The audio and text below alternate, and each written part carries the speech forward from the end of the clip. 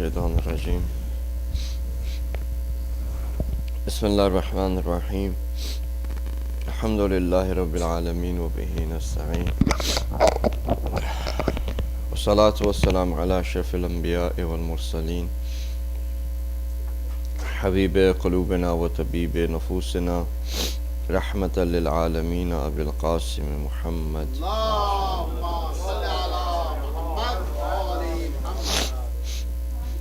والصلاة والسلام على أهل بيته الطيبين الطاهرين المعصومين المظلومين ولعنة الله على أعدائهم أجمعين اللهم كن لوليك الحجة ابن الحسن صلواتك عليه وعلى آبائه في هذه الساعة وفي كل ساعة وليا وحافظا وقائدا وناصرا ودليلا وعينا حتى تسكنه أرضك طوعا وتمتعه فيها طويلا برحمتك يا أرحم الراحمين. اللهم صل على محمد. أما بعد السلام عليكم ورحمة الله وبركاته. All praise and glory belongs to Allah, the creator of this universe, the one who has created everything with specifications that cannot be altered. There are things that He has created that are going to remain that way till the end of time. His rules are above time and space, they cannot be broken. So when He created Hazrat Adam ﷺ in the nature or as a manufacturer component that He put inside of Hazrat Adam, I'll narrate you what happened and then I'll let you know what that component is. So Hazrat Adam ﷺ saw when he was created afterwards, the next day or so. Now these are things before the angels were asked to do sajda to Hazrat Adam ﷺ. So he had a life before that event. Okay, so he sees a black line starting from his forehead, and it goes like up to here.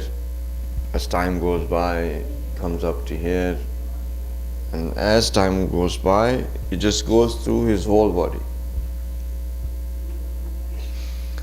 And Hazrat Adam ﷺ was quite surprised. It was something of a new thing. He hadn't experienced that before. So he asked Hazrat Jibreel ﷺ, what is going on? Ye kya majra kya hai? So Hazrat Jibreel ﷺ told him the method of praying. So he prayed namaz. As soon as he prayed namaz, that one portion of darkness went away. So he prayed another namaz, that other portion went away. So Hazrat Jibreel ﷺ said that this is the natural condition of you and your progeny. If you're not going to pray namaz, this black line is going to appear. And it's going to remain there until you pray namaz. With me? Yani until and unless a person, a human being connects to Allah subhanahu wa ta'ala, manufactured, we are such that we have that component that if it is not fulfilled, what happens? The blackness starts appearing. Meaning something goes wrong. If you want to give you another example, iron is very strong, right? But what's the natural consequence of iron? Even if you don't use it, just keep it somewhere. What happens? Rust, yeah. So the natural consequence of a human being is, even if you don't do anything, that rust is actually that blackness when you're not connected to Allah subhanahu wa ta'ala all the time. So you are going to get rust, just like that iron or the narration that I gave you of Hazrat Adam ﷺ. The rest of the creation, they are doing, huh? Hindus Yeah, so the Hindus and Christians, in reality, they have this component inside too. They're not faithless. It's one of the probably dalil or proof that we are manufactured this way is that humanity has always called somebody God. And they've always wanted somebody to connect to, because they felt inside that rust has come, that blackness has come, that they're not, that frustration is there, that calmness is not there, that contentment is not there. If you look around the world, there's 7 billion people. The atheists are not even amounting to 0.00 something. But although they are the fastest growing religion right now, atheism is the fastest growing religion. We have Muslims who are atheists, we have Christians who are atheists, we have Jews that are atheists, we have Hindus that are atheists. We have all of these people that are atheists, but they're still in the closet. And the way the environment is facilitated now, it will become very easy for these people to come out of that closet. And what you will see is that among the Muslims, the Christians, Jews, Hindus, Sikhs, you'll see this rampant people coming out and saying that they're atheists or agnostic. Our youths are going to be some of our sisters, some of our elders. They're going to be coming out and saying, I'm an atheist or agnostic. Before they would say that I'm a non-practicing Muslim or I'm a modern Muslim. Now they're going to be saying I'm an atheist. And they're already here. They're just in the closet. They just have to come out. So unfortunately, that's the condition of humanity. 35% of the US youths have no religion. 0% in Finland, not even 1%. 0%, not even 1% in Finland says that somebody created this earth.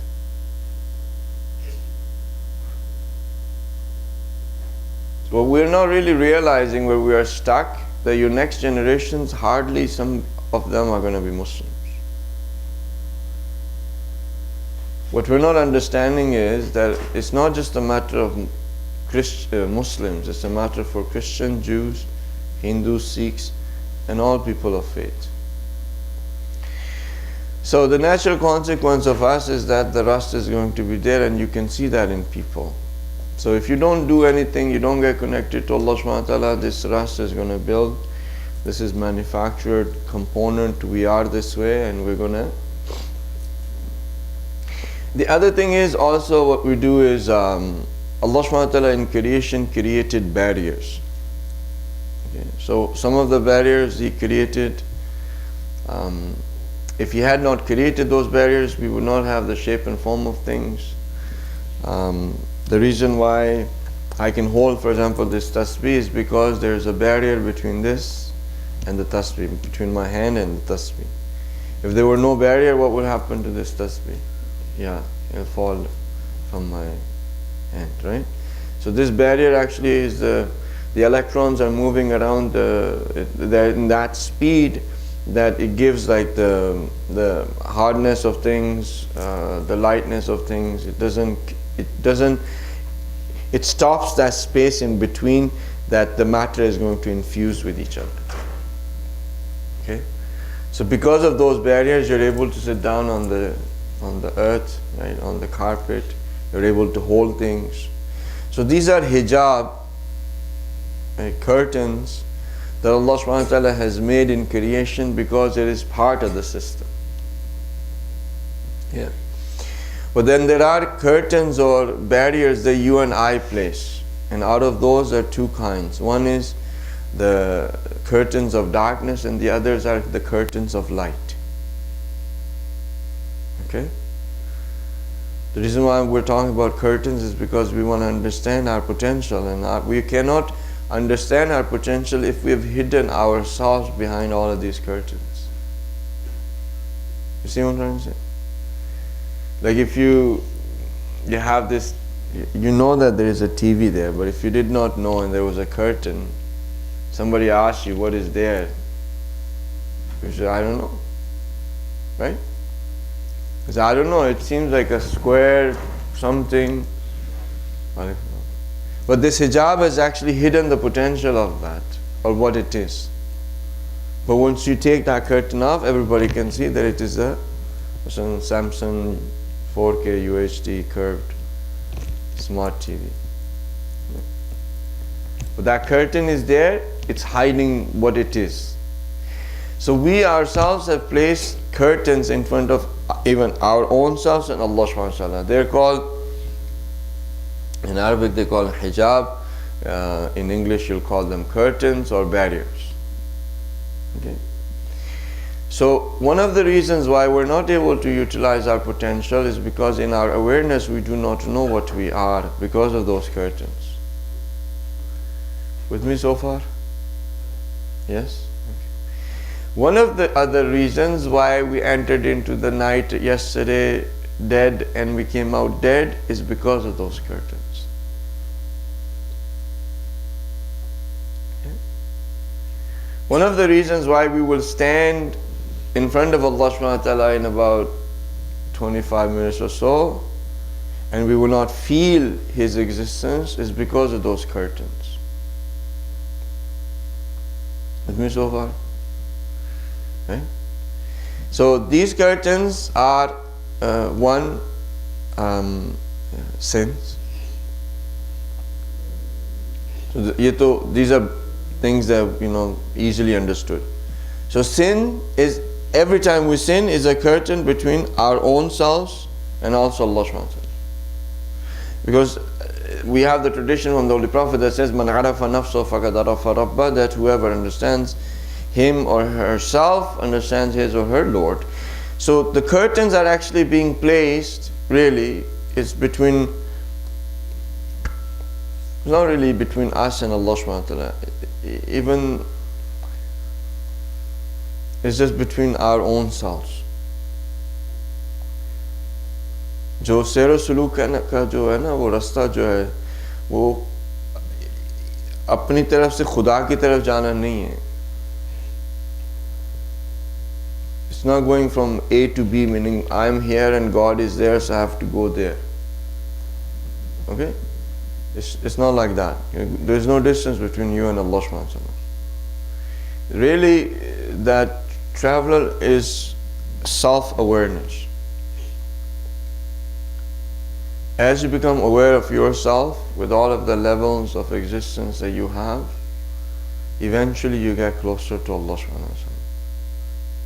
That's why the Prophet has said that whoever understands himself or herself understands his or her Lord. Okay. So curtains are sins. So that we understand. And they are being put. So ghiba, lying, all of this is sins, are curtains. The other curtains is the things that you and I utilize our five senses for. Okay?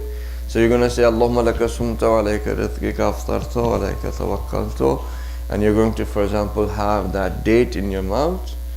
It's in itself halal date, you're opening the fast, nothing wrong, no sin, actually something thawab. But as soon as it's going to go in your mouth, it's going to create a curtain.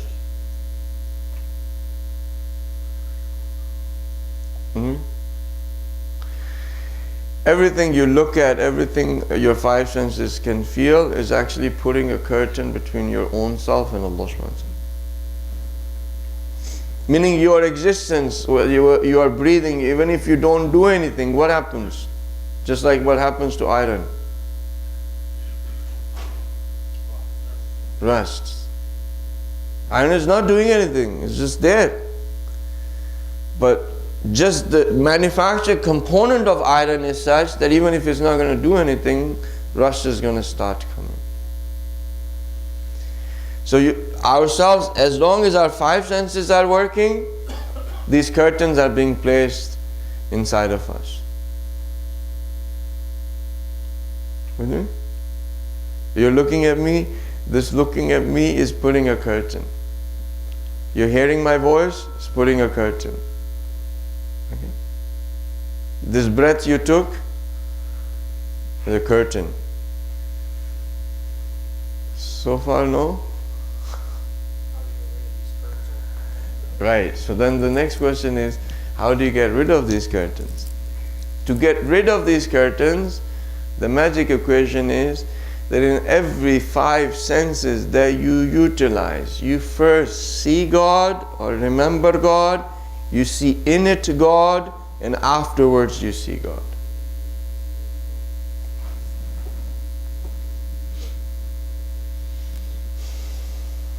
So before I eat, I say Bismillah ar-Rahman ar-Rahim. When I'm eating, I keep my focus that this is food that Allah subhanahu wa ta'ala has blessed me with, that out of so many different places they got together and came to my plate. You remember, you keep remembering Allah subhanahu wa ta'ala while you're eating, and after you're done eating, what do you say? The salt is too much, the gosh was not, the meat was not gala hua nahi tha, gosh gala hua nahi tha, sabziyan jo hain wo kachi thi, ye kehte hain. No, afterwards you say shukranillah, you say Allah subhanahu wa ta'ala, thank you for that food that you gave me. If this was the process, then this food is not going to become hijab for you. If your awareness was there before it, between it and afterwards, then this is not going to become hijab for you. But if it was not the case that every time you utilize your five senses, it's going to continuously put hijab. What choice do you have then?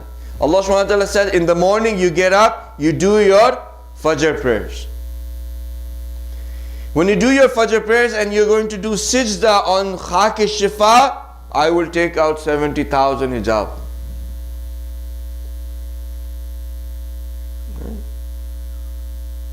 When you do Sijda on Khak-e-Shifa, on the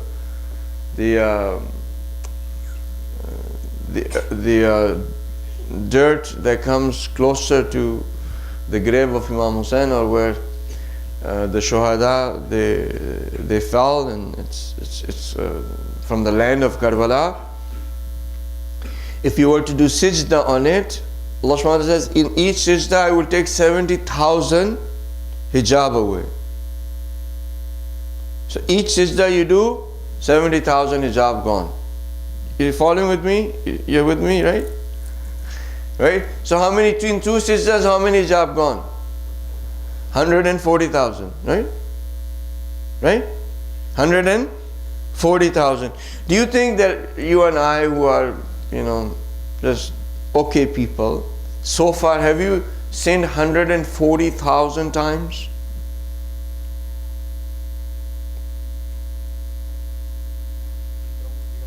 We don't know it, but just to get your minds closer, it doesn't, like 140,000 sounds a bit too big of a number that we have sinned?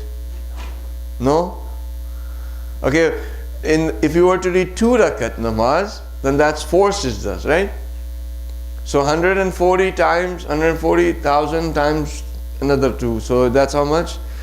280,000 sins. Is that so far? Do you think this is a good number, or so far? Okay. So let's say we read Zohrain. Zohar is how many? 4 rakat. In 2 rakat, how many sijdas are we doing? 4. Right?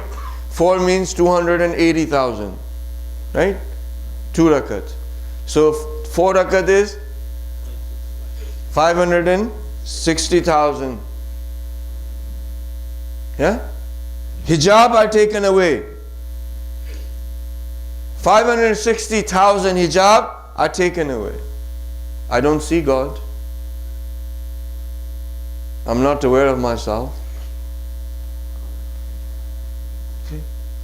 If it was just sins, And these curtains were just sins.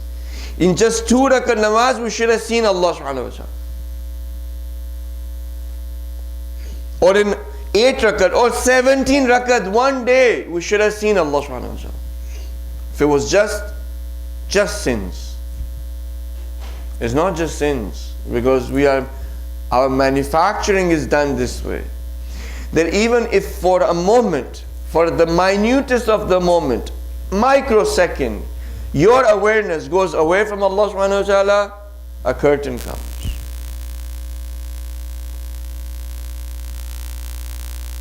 Right? You know what happened to us? When we came into this world, June 11, 73, when I was born, the first breath I took was the first hijab that started. And as soon as I felt the pain of hunger, there was another hijab. And my mom fed me, another hijab. As soon as I heard the noises, hijab. Crying, hijab. By the time that you are 5 years old, on that potential of yours, that nature of yours that is of Allah subhanahu wa ta'ala, that soul that is of Allah subhanahu wa ta'ala, so many hijab are there that you even forget where you're coming from.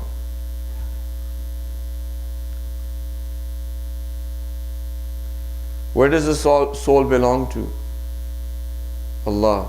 So why you say Inna lillahi wa inna ilayhi raji'un? Where does the baby, when the soul is connected to the embryo or to the different stages, where is that soul coming from?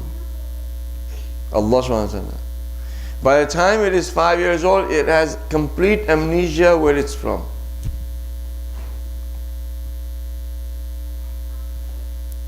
In between, like the age of 5, the kids sometimes they say stuff that you can't understand. You know, they're like talking to somebody. Even like the little babies, as soon as they're born, they'll be like looking at something and smiling. Right?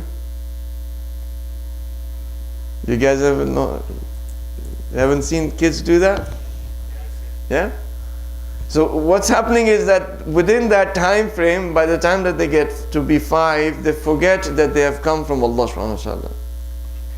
And so many hijab have come that this soul now does not know that this is not really the place where it was made for. Okay.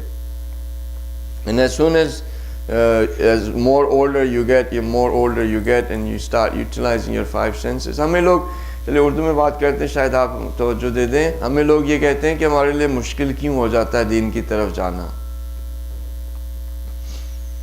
Why does it become difficult for us to get towards religion? If we have not been aware about religion by after that we were baligh or before that, and we haven't taken out those curtains, guess what's going to happen by the time you reach to be 20, 25, 30, 35, 40 years old? You literally have millions and trillions of curtains on your own human potential and nature.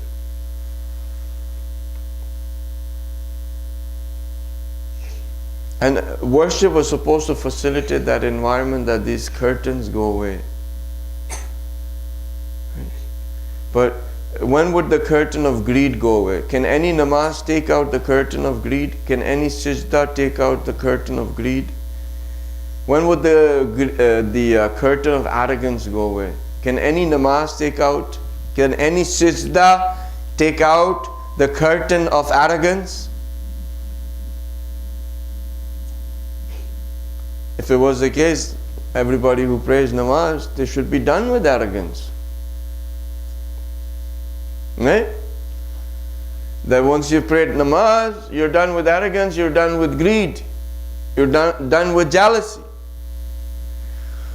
These curtains have become our habits, and these habits have become such that to break them, these barriers,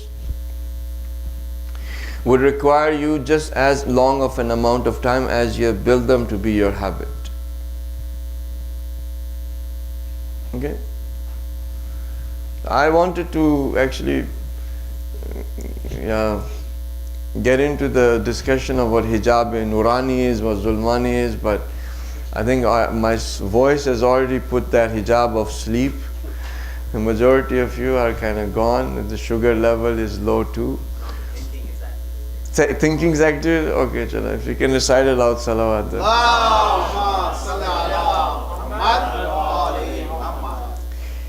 So these curtains are, using our five senses, this is what's going to happen.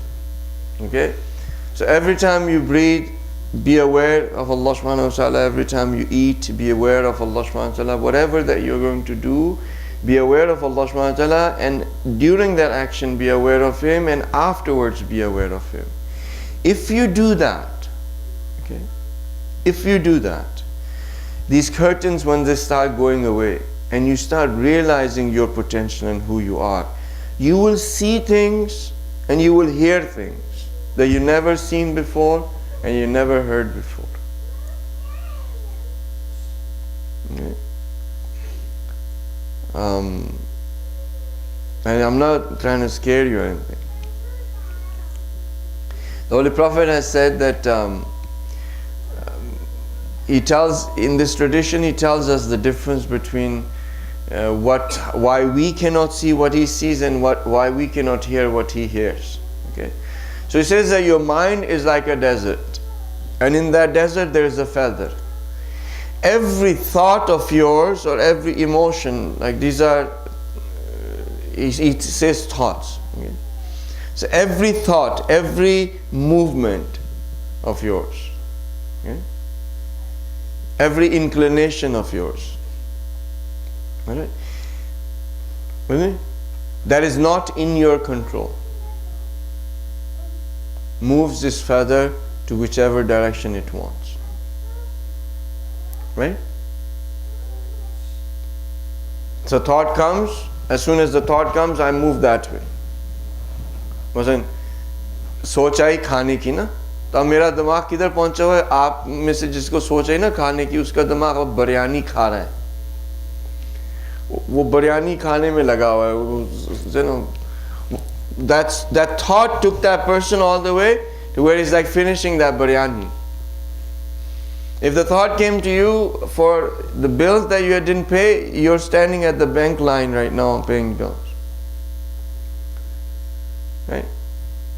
That door that you did not lock when you came out of your car, you are stuck at that car. Right? So every emotion or thought that comes, we go in that direction. Our control is not there. So the Prophet said, if you could control that feather and don't let it go, every thought, every whim, every emotion, everything that happens in you that overtakes you and takes that feather away in that direction, if you can control it, you would see what I see and you would hear what I hear.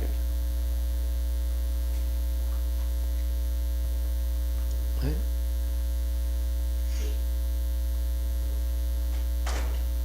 No? And why is this not happening for us? It's because we are slaves to our thoughts, our emotions, and our imagination. And fasting was supposed to free us from it. Fasting was supposed to free us from it. Eid was supposed to be the day of freedom. The day of freedom of what? The day that we are no longer slaves of our thoughts, our emotions, imagination, and intellect. The day of freedom where our thoughts, our emotions, our intellect are our slaves and we are its master. That when I have practiced for the whole month, that every time I had the thought of having water, I stopped myself. I controlled that thought of drinking water.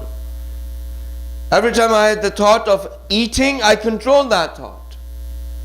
Every time I had the thought to associate a lie to Allah subhanahu wa ta'ala or to the Holy Prophet, I controlled myself. Every time I had the thought of, having that sort of smoke go inside, I stopped myself. Right? What am I doing the whole month? I am gaining control over my emotions, my thoughts, my wants, my needs.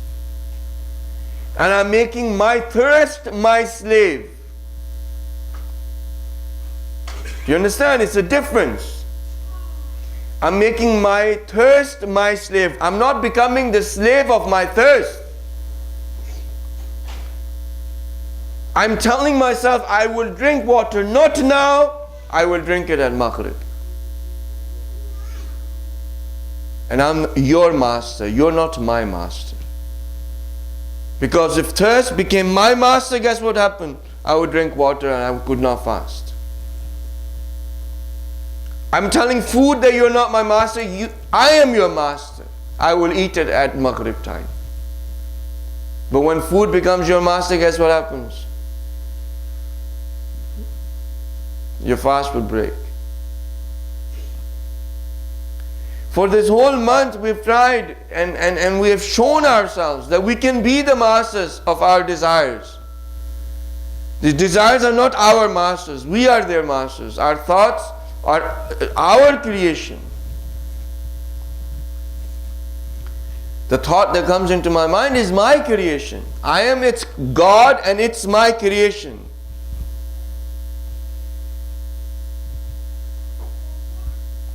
What I have inside, I'm the one who is making it. I'm the one who is the Rabb of it. Rabb meaning provider. Who feeds the good side? You know, they say you have two wolves, one is a good one is a bad one. Right? You've heard of that or no? Sadhana, right? So who's feeding the good wolf and who's feeding the bad wolf? Who's doing that? It's a third person? Is it a third person? Somebody coming like Aftari, जिस तरह से हमारे कि कोई अफ्तारी उसके लिए लेकर आता है. Somebody else comes and brings the food. I am feeding it. If the bad wolf becomes really, really strong, who's made it strong? I have. You know, people say, oh, I cannot do anything, I cannot worship Allah subhanahu wa ta'ala because the shaitan is just there. Who's fed shaitan to make it so strong?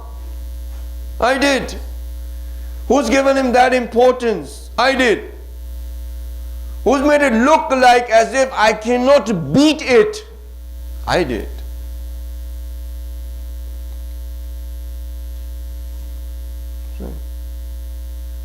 Nafs Ammara is my creation. Okay, greed. Whose creation is greed? God or yours? Who created greed? Come on. Huh? Yeah, we created greed. Who created poverty? We did. Who created jealousy? We did. The first person who made jealousy was Shaitan. Allah subhanahu wa ta'ala does not create ugly things. All the creations of Allah subhanahu wa ta'ala are beautiful and are the signs of Him. Whatever you see ugliness inside is my creation. I made it. And it's your creation. You made it. So if you and I made it, if we made it, if we are its God, who can finish it? Huh? Who can? You can, I can. You no longer, if you realize that these are your creations, you have power over it. They are your slaves. You can get rid of them. What happens to you when you go to a psychologist, psychiatrist? What does he say? What do you think? He knows that I have no power over the cure of that person's greed or arrogance, jealousy, addiction. That stress, that depression that this person is going through, this person, he himself has the control. So why are you paying $250 an hour, $300 to the psychiatrist? Why are you putting, antidepressants? Okay. Why are you getting angry at other people? You're projecting your own anger on others. It's nobody else's fault but yours. Why are you getting angry with my bhabhi? It's your own anger. You created it. She maybe gave you the stimulus, but you created it. It's yours. Own it. It's not her fault. Right? It's the same thing for the wives as well. Why are you shouting at my brother? I mean, that anger is yours. You're projecting it outside. Right? When a person becomes a master of their universe, they're able to take down all the curtains. And those curtains are taken off, where you can see Allah subhanahu wa ta'ala is in that universe. Imam Ali has said that you think of yourself to be less. Right? You can recite it louder. So.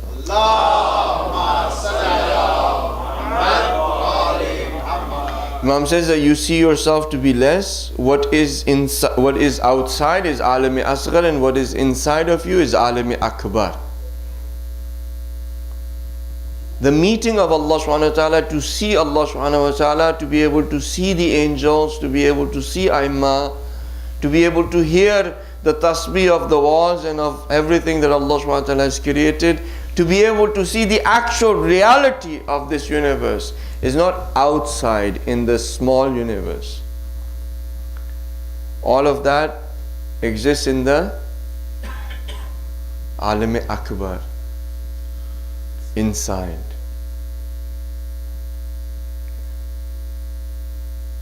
And we are looking for God where? Outside. Outside you'll just find a sign. With me? Outside you're just going to find a sign, and that sign is going to point inside. This universe outside is just signs, and all of those signs, if you could see, they're all pointing inside. Therefore he says that nothing in this universe can contain me. That nothing in this universe can contain me but the heart of a mu'min. I cannot be contained in anything in this universe. But in a moment's heart, it can contain me. Containing of Allah subhanahu wa ta'ala, how? That your heart opens up and it's like Ana Kaaba and Allah subhanahu wa ta'ala comes inside. No. It's the remembrance and the love of Allah. That when you become a mu'min, the way you are able to remember Allah subhanahu wa ta'ala and love Him, no other thing in this universe can do that. Everything does tasbih. Yusabbihu lillahi ma fis samawati wa ma fil ard. Everything knows it's salah. They're praying namaz. Everything knows that it's salah. Right? They know how to pray their namaz.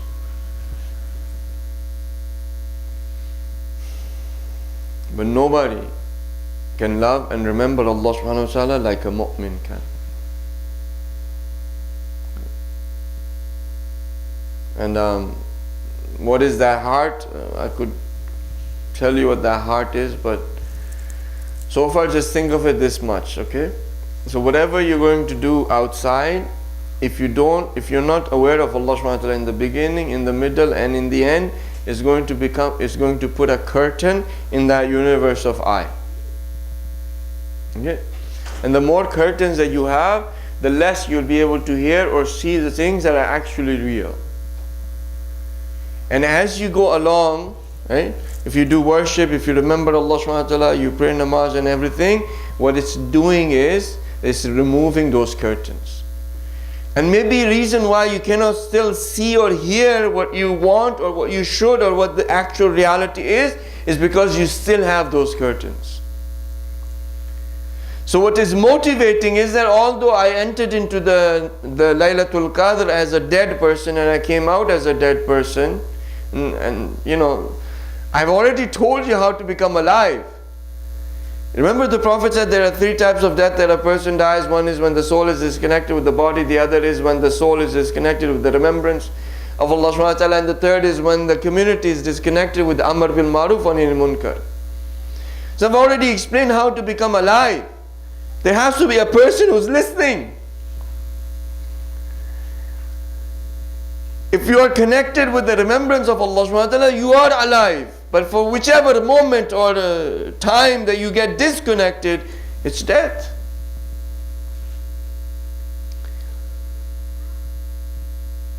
So far, the whole thing that I told you was for this point.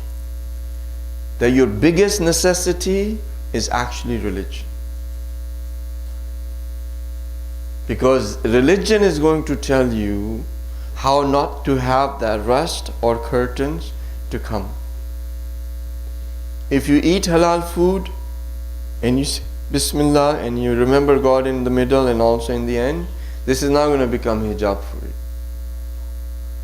But if it's haram food and you say Bismillah Rahman Rahim and then you remember Allah subhanahu wa ta'ala and you remember Him afterwards, it's still going to become hijab because in the beginning it was not halal. With me? So you require religion. If Allah subhanahu wa ta'ala has told our sisters to wear their Islamic dress, you need to wear that Islamic dress. If you do not wear that Islamic dress, every time you go out, you're going to have these curtains, hijabs, that are going to come in between you and Allah subhanahu wa ta'ala. The irony is that our sister's hijab is also called hijab, was the only hijab that actually takes the other hijabs between a person and Allah subhanahu wa ta'ala. When a brother does not have a beard, they are walking in sin. Whatever they're going to do, their ibadat is going to have less reward for it. Right? Every time you look in the mirror, that face is going to put a hijab on you. Every time you look at yourself in the mirror with some white hair showing and like, I'm going to die soon, it's going to get you closer to Allah subhanahu wa ta'ala. Okay. So whatever we have in religion, you don't have to look at it as do's and don'ts. Look at it that this is something that Allah subhanahu wa ta'ala has devised as a system because we are manufactured this way. And it is a necessity of ours. It's our need. If we do that, we will be aware of our potential, we will utilize it, we will develop it, and inshallah we will become the friends and followers of the Imam of the time. May he come as soon as possible. بسم الله الرحمن الرحيم والعصر إن الإنسان لفي خسر إلا الذين آمنوا وعملوا الصالحات وتواصوا بالحق وتواصوا